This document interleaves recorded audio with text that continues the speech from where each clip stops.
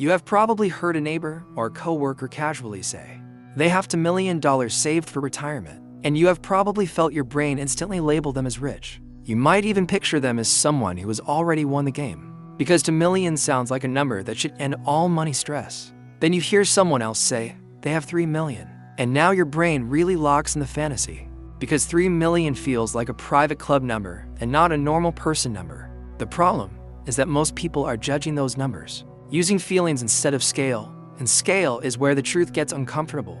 2 million and 3 million can be life-changing amounts of money, but they still do not mean what most people think they mean in the real wealth ladder. In this video, I am going to break down what net worth actually puts you in the top 10% and the top 1% of retirees, and I am going to explain why the middle is full of traps that make people feel safe when they are actually fragile. I am also going to show you why the whole system is built around psychology, because the ladder is not just financial, it is emotional. If you want these breakdowns, hit the like button and subscribe now, because this is the kind of information that makes you calmer when everyone else is panicking and guessing. Here is the metaphor that makes the whole thing click. Think of retirement net worth like a massive building with hundreds of floors. Most people believe the penthouse is somewhere near the top of what they can imagine, so they picture floor 20 or floor 50 and assume that is basically elite. What they do not realize is that the real penthouse is not on floor 20, and it is not even on floor 50. The real penthouse is on floor 117, which means that what most people call rich is often just a mid-level floor with nicer furniture and a better view than the people below. This is where the psychological trick shows up, because every few floors you climb, the environment looks better and the people around you look more comfortable. So your brain tries to end the journey early by saying, we made it. That feeling is not accidental, because a system built on spending needs you to feel like you have arrived before you actually have enough assets to be safe. The system does not only want you climbing, it wants you decorating the floor you are on, and it wants you doing it with debt, because debt turns your future into a payment plan. Now let us anchor this with real data. The Federal Reserve runs the survey of consumer finances every 3 years, and it is one of the best sources for understanding what households actually own and owe. The most recent data set is from 2022, and one of the most important groups to look at is households aged 65 to 69, which is right at the retirement threshold.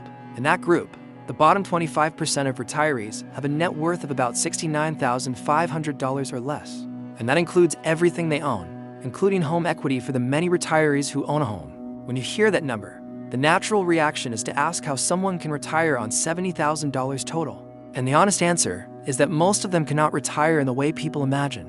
Most of them survive using Social Security, part-time work, family support, and constant cost-cutting, and the system treats this as a normal category instead of a crisis. The next layer up, from the 25th percentile to the 50th percentile.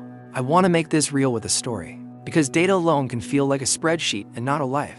I knew a guy I will call Dave, and Dave worked for about 30 years in a management role with steady pay and steady responsibility. Dave saved in his 401k when he could, and by the time he hit retirement age, he had around $380,000 saved. Dave also owned a modest home, and his total net worth was around $580,000 when you combined his savings and his home value. Dave felt good about that number, because it looked solid compared to many people around him, and statistically he was above median. What Dave did not plan for was how fast life can change the math in retirement. Dave expected to pull a reasonable amount from his portfolio, add Social Security, and keep life stable. But inflation was not part of his plan, and a health surprise was not part of his plan either.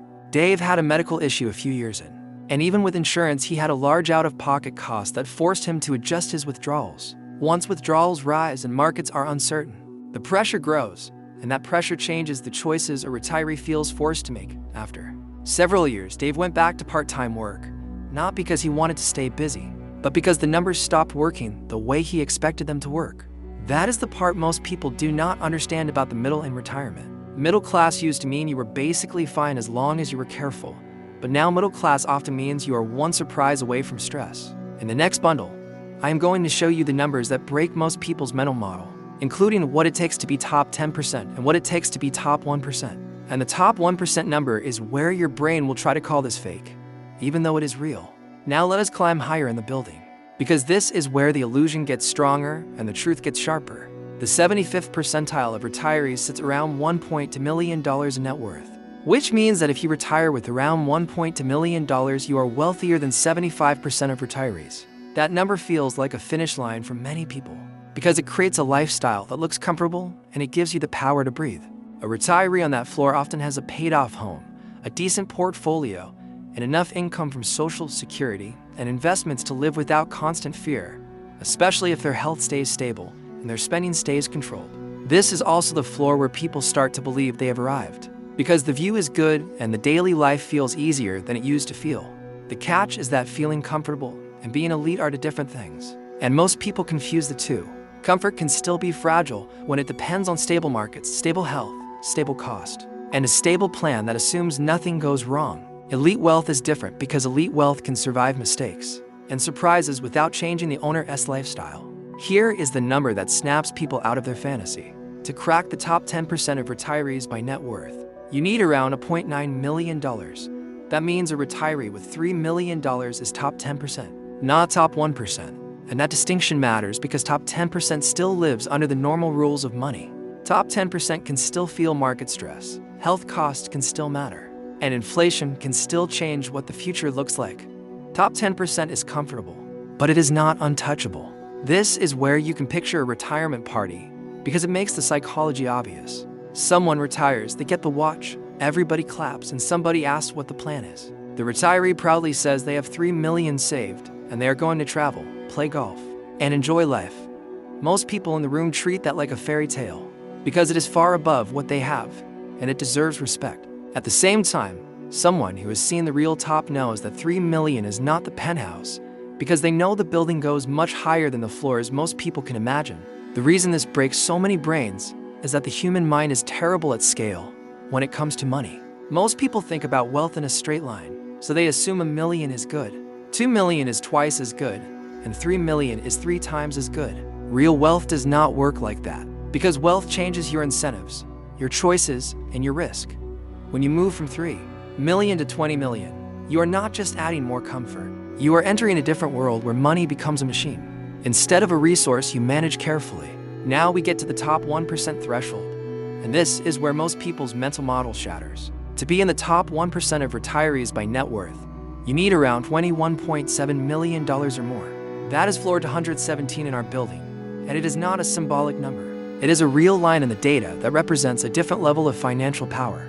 At that level, you are not just rich, you are calm, because money stress stops existing in the way most people understand it. A person with that level of net worth does not worry about flights, does not scan menus for prices, and does not fear health expenses the way middle retirees do, because their assets can absorb large costs without changing their life. At this point, the obvious question is how anyone actually reaches that level, because you cannot simply save your way into the top 1% on a normal salary. The gap between $1.2 million and $21.7 million is too large for most people to cross through basic retirement saving, especially if they start from zero and live a normal life with normal cost. Many people assume the answer is income, and income can help. But income is not the same thing as net worth. I have seen high earners retire with surprisingly modest net worth, and I have seen modest earners retire with wealth that shocks everyone, which means the real difference is behavior, ownership, and the systems people build. In the next bundle, I am going to prove that with the simplest comparison possible by telling you the Mark and Jeff's story, because they had similar careers and similar access to retirement tools. Yet one retired with real wealth, and the other retired with fun.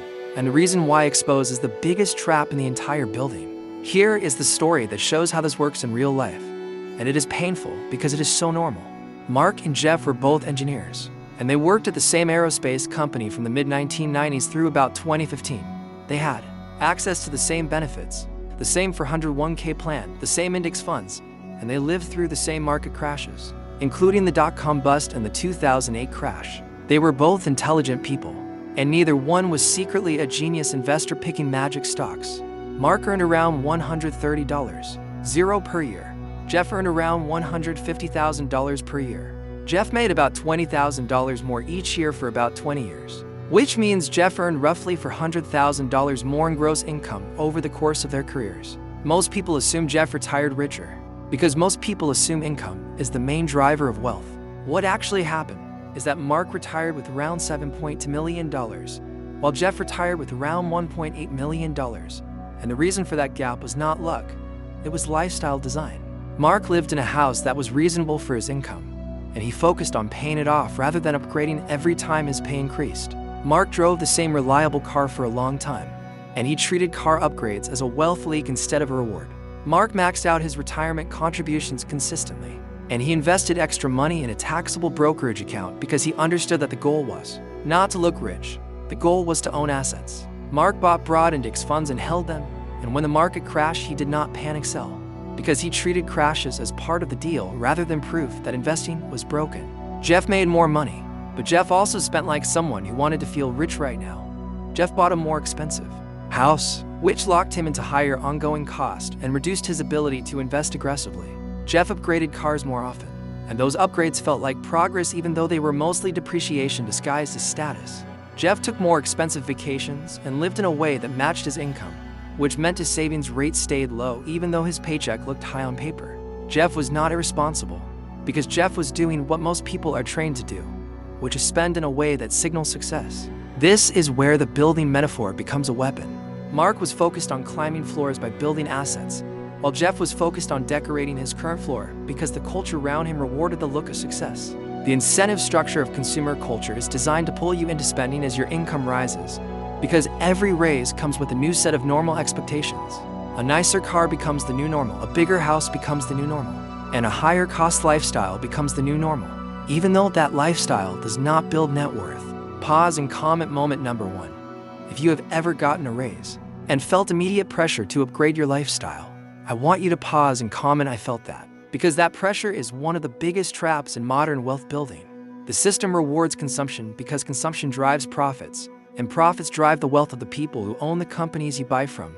The system does not need you to become wealthy, because the system can still profit from you if you stay comfortable enough to keep spending and stressed enough to keep borrowing. This is why debt is such a powerful tool in the building, because debt allows you to decorate a floor you have not earned yet, and then it charges you interest for the privilege. The middle class becomes fragile when it is built on the assumption that everything stays stable. It becomes fragile when it depends on steady markets, steady health, steady cost, and steady employment. That fragility is not always obvious because the lifestyle still looks good, but the stress shows up when a surprise arrives. A medical bill, a job loss, a major repair, or a market downturn can force a person to change plans quickly. And the people who are stretched thin often become forced sellers of assets at the worst times. Now, I want to connect this story to the actual numbers, because the Mark in Jeff's story explains the behavior, but the math explains the scale. Most people think top 10% is $1 million, and most people think top 1% is maybe $5 million, and those guesses are not even close. The real numbers require a different plan, and the plan is more about ownership and compounding than it is about income alone. In the next bundle, I'm going to walk you through what it really takes to reach top 10% by retirement, starting at age 35. Why top 1% is almost impossible without equity, and why compounding feels slow until the moment it suddenly feels unfair. Let us put real math behind these floors, because math is the part that removes the illusion. Imagine you are 35 years old and you want to retire at 65, which gives you 30 years to build net worth. If your goal is to be in the top 10% of retirees, you are aiming for around $1.9 million in net worth. If you assume your home is paid off and worth for $100,000 by then, you still need roughly $2.5 million in invested assets outside the house. If you assume a long-term average return of about 7% per year for a diversified portfolio, and you start from zero, you would need to save about $33,000 per year to reach that goal. That works out to about $2,750 per month for 30 years, and it requires consistency, because gaps, panic selling, and cashing out for lifestyle upgrades can destroy the compounding path. This is why top 10% is possible for disciplined earners with a strong savings rate, but it is not easy, because it requires you to ignore what most people around you are doing. Now look at top 1%. If the top 1% threshold is around $21.7 million, and you assume your house is worth about $1 million by then, you still need roughly $20.7 million in invested assets. If you start from zero at age 35 and you only earn 7% per year, the savings requirement becomes so large that it stops being a normal salary plan. You would need to save about $275,000 per year for 30 years, and that number makes it clear that you do not save your way into the top 1% through ordinary retirement investing. This is why equity matters so much. People in the top 1% often get there through ownership, which can include business ownership, concentrated stock gains, real estate scaling, early investment in assets that grew faster than the market, or a major liquidity event that changes their net worth in a step, not a crawl. You can climb the building floor by floor with savings, but most people who reach the penthouse did not climb because they found an elevator, and the elevator is usually ownership. Now let us talk about compounding, because compounding is the part that people misunderstand the most. Compounding is not exciting in the early years, and that is the problem. If you invest steadily and earn around 7% per year, it can take nearly 8 years to reach your first $100. Zero if you are saving around $10,000 per year. Those 8 years feel like you are doing everything right and getting nothing back, which is why so many people quit right before the curve starts working in their favor. Once you reach $100,000, the next $100,000 often arrives faster, because your returns begin contributing more to growth. As your balance increases, returns become a larger portion of your progress, which is why the journey feels slow at first and then feels like it accelerates later. By the time someone is moving from $900,000 to $1 million, the growth can happen in a relatively short period because the base is large, and returns do more of the work. This is why people say the first $100,000 is the hardest, because the hardest part is believing in the process long enough to reach the point where the process becomes visible. Pause and comment moment #2. If you feel like you have been saving and investing for years, and it still does not feel like it is working, pause and comment how long you have been at it, because the early stage is where the system tries to break your discipline. Now we need to zoom out, because the building itself has been changing. The Pew Research Center tracked changes in the income distribution from 1971 to 2021, and the middle class share fell over that period while the country became more split between higher income and lower income groups. This matters because it means staying in the middle has become harder, and the reward for staying middle is not as strong as it used to be. The middle becomes a narrower floor in the building, and when a floor narrows, more people fall off the edges. This is why so many people feel like they are doing everything right while still feeling behind. They are not imagining it. The building is becoming more extreme, and the floor you stand on matters more than it used to. In the next bundle, I am going to give you the most practical takeaways from this entire breakdown, and I am going to show you how to build an incentive system that helps you keep climbing, instead of spending your raises on nicer furniture for the wrong floor. Let me give you a parallel from gold, because it shows the pattern in a way people can feel.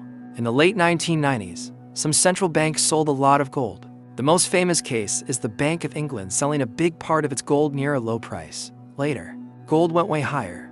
People still argue about why those sales happened. The official reason was that gold was old and did not earn yield. Some people believe there were other reasons. Some people believe big groups wanted gold cheap. Can we prove that? No. But the pattern is clear. Big sellers create pressure. Price drops. Strong buyers step in. Later, price rises. The sellers look foolish. The buyers look smart. Now look at Bitcoin. Bitcoin is now tied to the old system in new ways. ETFs create a bridge. Big firms manage the bridge. Big firms can shape flows. Big firms can change the mood with reports and headlines. That does not mean Bitcoin is fake. It means the market around Bitcoin is growing up.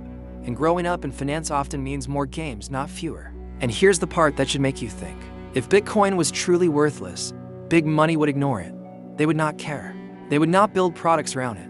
They would not spend time trying to buy it in size. They would not fight over supply. You fight over things that matter. So when you see pressure, do not only see danger. Also, see interest. Now, this does not mean you should be blind. You should manage risk. You should not bet money you need next month. You should not let your life depend on one chart. But it does mean you should stop letting fear push you into bad moves. Because most people do not lose in markets because the thesis was wrong. They lose because they quit at the worst time. They quit because the pain was too loud. Pause and comment moment #3. You think the biggest money in the world is trying to protect you?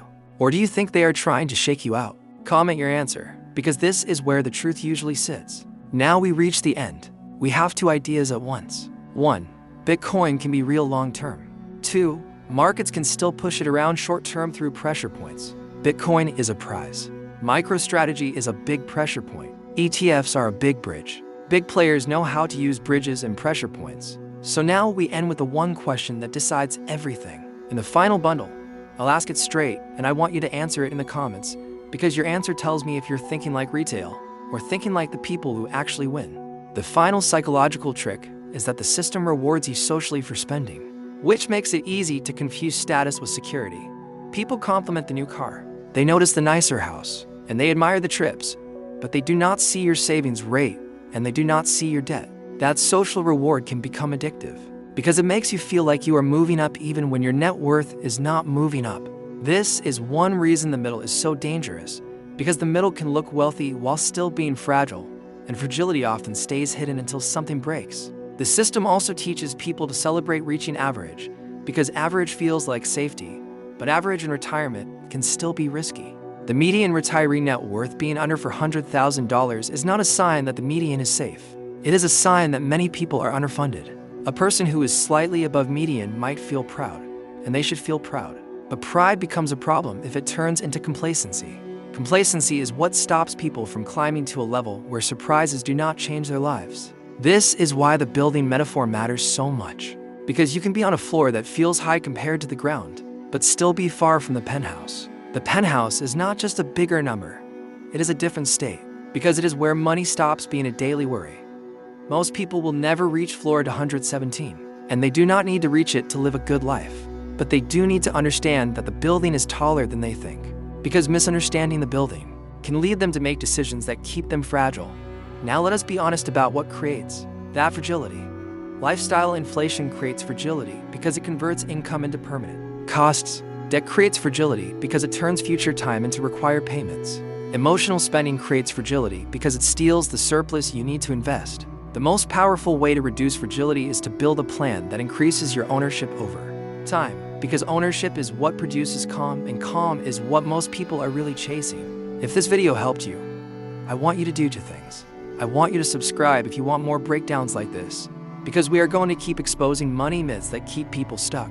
I also want you to answer the most controversial question in the comments, because it reveals how you see the world and it reveals the game you think you are playing.